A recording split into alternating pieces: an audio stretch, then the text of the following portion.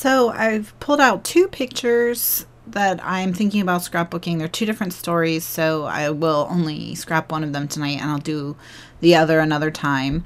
And they both have color schemes that will work really well with the Bo Bunny Modern Miss, so I'm going to be using that paper collection, and there's a link below with all the supplies and where to get them, if you are curious about anything.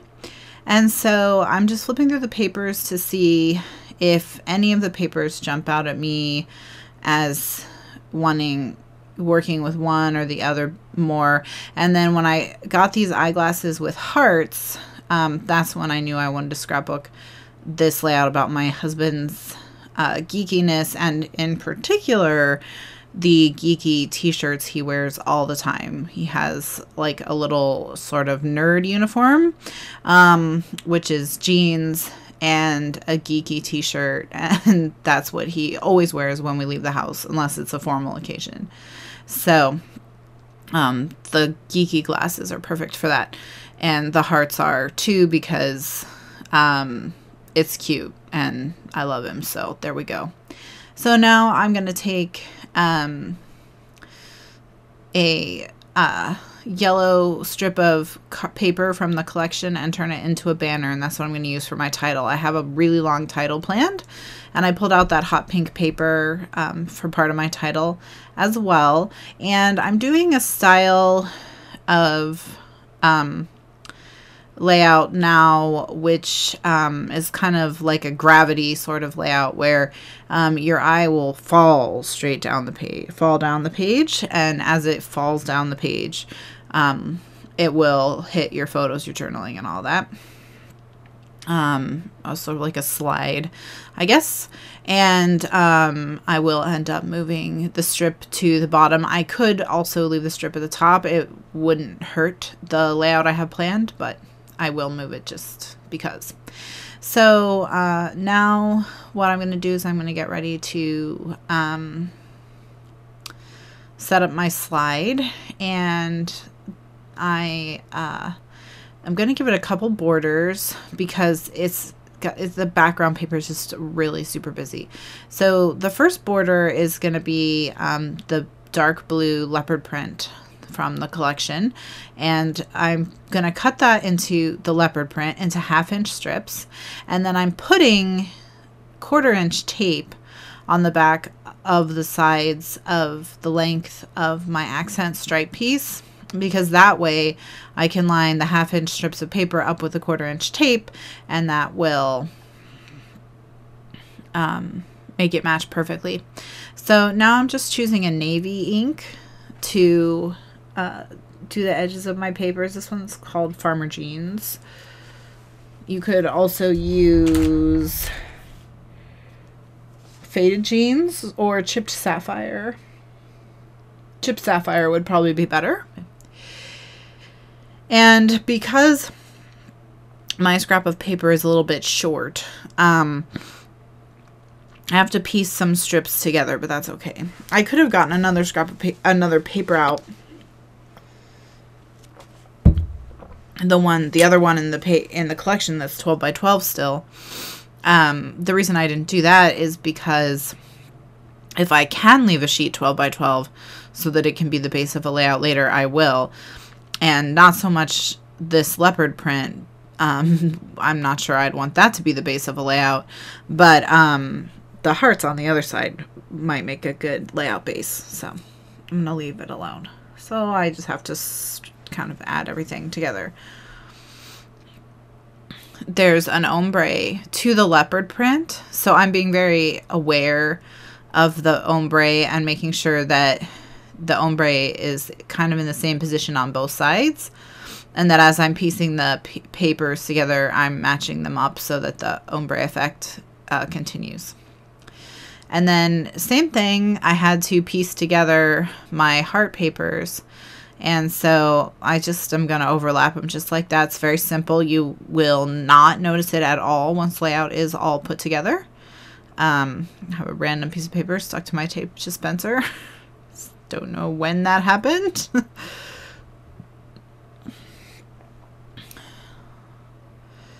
So it's just, it happens, you know, when you're scrapbooking. I once spent forever looking for something that was stuck on the outside of my ATG. So I couldn't see it because it was, you know, the ATG itself was between me and the thing. And I just looked and looked everywhere. I finally found it, but it was just so. So now I'm going to continue adding the borders, and I'm adding it so that the row of hearts is lined up against the leopard print.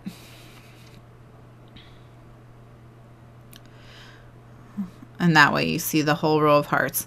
And when I cut the paper, I was, when I punched the border paper, I was very aware of the fact that the hearts go back and forth on the pattern paper in 2 different directions. So I made sure that I cut it so that on both sides, the hearts would be upright. So that's just another tip, you know, that my hearts are straight up and down on both sides. So there we go. So I've got the foundation, if you will, started, the slide, the thing that's going to kind of pull your eye down for this gravity layout, which is not its official name. That's just what I call it. And now I'm going to work on my title. And I am not pressing these letters down because I want my title to be I love my super geek. But I don't know if I have enough space for it. So I'm going to just go with I love my geek first and see if that has the visual weight that I want it to have. And it's actually I heart my geek. And I'm just pulling these dies from Simon Says Stamp out to see. I can leave the die in the position so that I know exactly how to space my letters, because my heart's going to be roughly the same size as the die. So now that I've got that ready to go, I just want to see if that's going to take up as much space as I want or need it to take up, and it isn't. I already know that it's not going to, but I played around with the idea of changing how I was going to do my journaling and not using this pad that I wanted to use, just so I wouldn't have to redo my letters. But then I decided not to be lazy, so I am going to redo my letters so that it will now be I heart my super geek. So I'm just going to remove the letters that I already put down and start arranging them so that super will fit. Because I have to make sure that super will fit. And it does, just barely. So that's going to work out great. And so what I'm going to do next is I'm going to glue down any letters that don't have a descender. So a descender is a piece of a letter that goes below the line that you write on. So that's Y's, P's, Q's, G's, those sorts of letters. There are also ascenders, like what's the K? Anything that goes above the line, the medium line. So K's, H's, T's, L's, those sort of letters. So anything that has a descender, I'm not gluing down. The reason I am not gluing down the letters with the descenders, and actually as I go through you're going to see me remove them completely, is that will enable me to go and ink the edges of this, which I haven't done yet, without having to remove all the letters, ink the edges, and then put them all back. You know, now that I know where I want the letters, I'm going to go ahead and just start gluing them down so I don't have to redo the title a third time.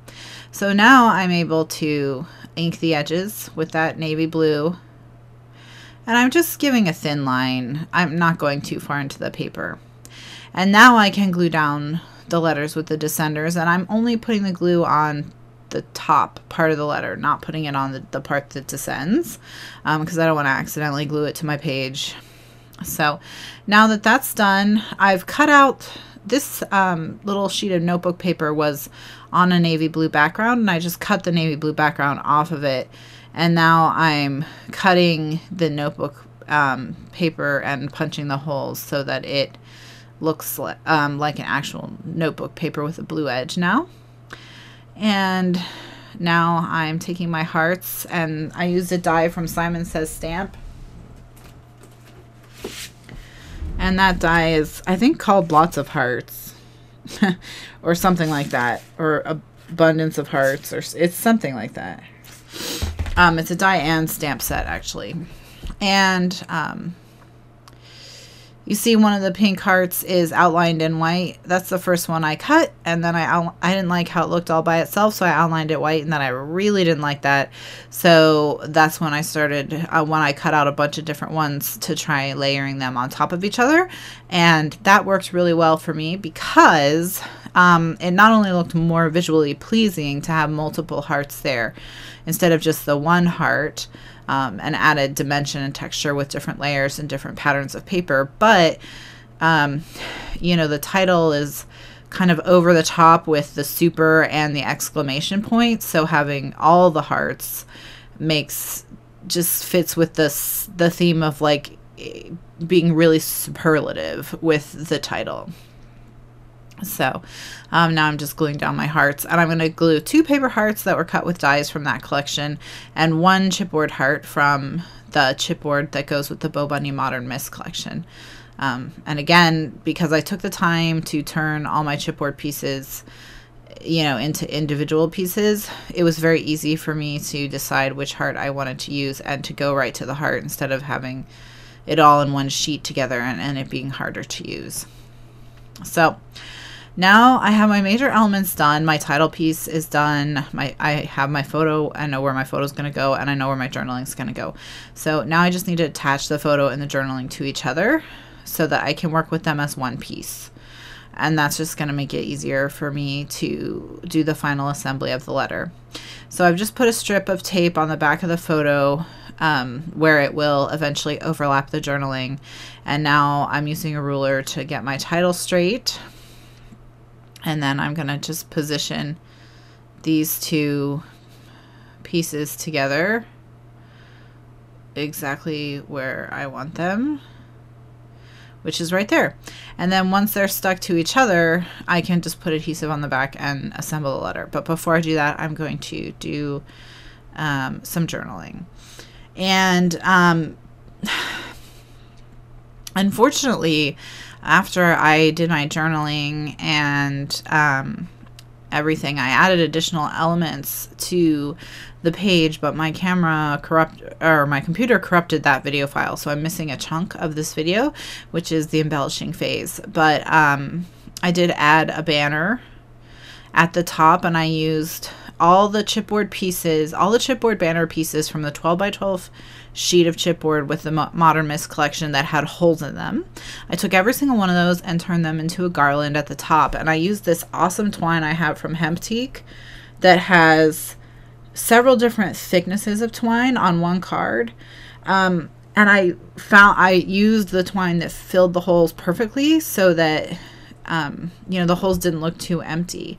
And I just really loved how it looked with the thicker twine, where the twine, you know, matched better, I guess, in terms of scale with the holes.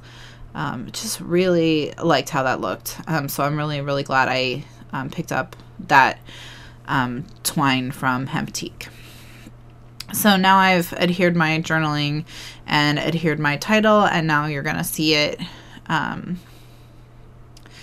switch. Now you can see the banner. You see how it's got quite a thick string running through it, and how that makes it look like it's actually hanging from rope. I just loved it. So now I'm just adding some paper clips from Tim Holtz and a little piece of foam tape to lift that corner so that it looks a little bit messier. And then I'm going to take a piece of chipboard from the collection that it says this or that, this and that, and add it on top of that. So now I'm just going to slow it down and show you a close-up, and then stay tuned for photos at the end.